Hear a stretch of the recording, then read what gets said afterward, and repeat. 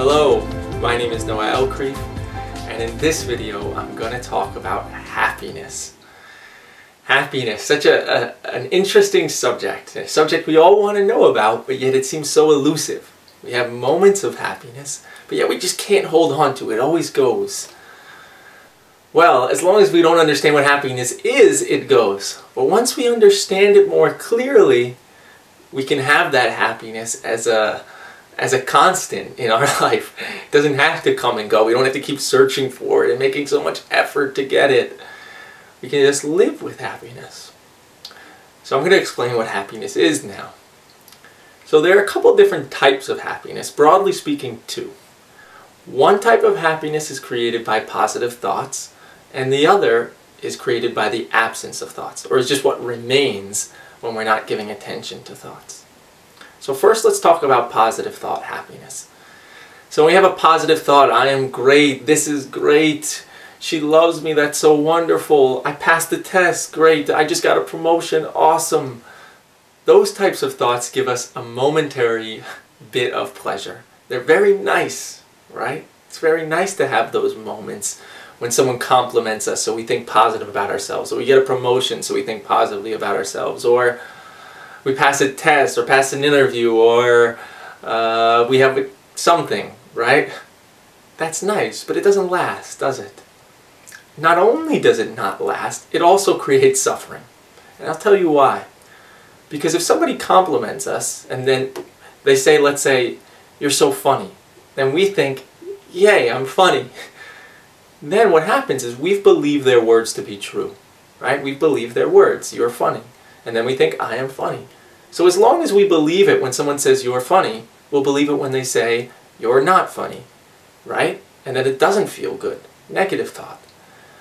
In addition, if we're now dependent on other people's opinions for our happiness, then of course we're going to worry about other people's opinions, right? If someone's positive words make us happy and negative words make us unhappy, it's only logical to place emphasis on their words and worry about their words because our happiness is on the line.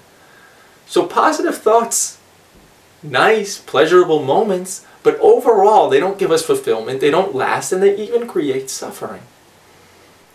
So what is this other type of happiness I'm speaking about? Well, that is created by the absence of thoughts. And that happens in, broadly speaking, two different ways. One is when we're distracted from our thoughts. So that's when we're engaging in an activity that we love. So we might be dancing, and we're so immersed in our dancing that we forget about everything. We're not thinking about whether we're good at dancing. We're not thinking about what somebody thinks. We're not thinking about the future. We're just enjoying dancing. Or when we're playing with our kid, we're just enjoying it. Or we're listening to music and immersed in it. Or we're just in nature and enjoying it. It's just taking our full attention. In those moments, we're just happy. We're just in peace. We're relaxed. There's nothing missing. Not because we fixed our life and made everything perfect, but because we're just not thinking about anything. Happiness is what remains when we're not thinking about anything, when we're not giving attention to our thoughts.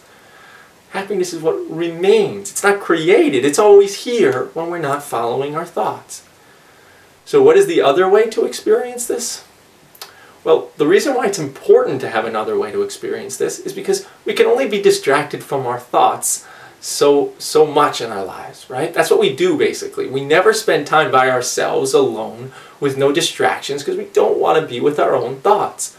So we constantly go to distractions, TV, music, friends, conversation, romantic partners, anything to get us away from our thoughts.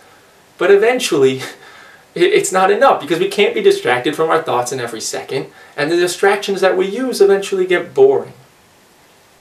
So the other way to experience this absence of thoughts is to go directly to the source, to go to the thoughts and look at them and then see how they're not true. When we don't believe a thought, it doesn't create emotions and we don't give it attention. So for example, to show you how that's true, if you imagine you're just sitting on a bench and then somebody walks up to you and tells you the world is going to end tomorrow. If you believe them, how would you feel? You'd probably feel fear, anger, sadness, something like that. And if they kept talking, you'd probably give them your full attention, right? You'd give their words or give their words your full attention. But now imagine the same situation, but you don't believe this stranger. They don't seem credible. So when they say the world is going to end tomorrow, you're like, okay, sure. So would it create an emotion? No. Would you keep giving their words your full attention? No, why would you? You don't believe anything they're saying. So what that shows you is when you believe somebody's words to be true, those words create emotions, and those words take your attention. But when you don't believe somebody's words, those words don't create emotions, and those words don't take your attention. The same is true with the words in our minds, our thoughts. When we believe the words in our minds, they create emotions. You know, anger, sadness, shame, guilt, anxiety, worry. But when we don't believe these words in our mind, they don't create emotions, and they don't take our attention, and we're left with happiness. So how do you stop believing your thoughts? You question them. You question whether they're true. And you can look in the description, and I'll give you different free resources, a free web app, a free ebook, and all of them are meant to help you to identify and stop believing the thoughts that make you unhappy. And then you'll just be left with happiness. You don't need your situation or an event or somebody to make you happy. Then you can just live in happiness. That's it. So I hope that helps. I hope that makes sense. And I'll see you around. Bye.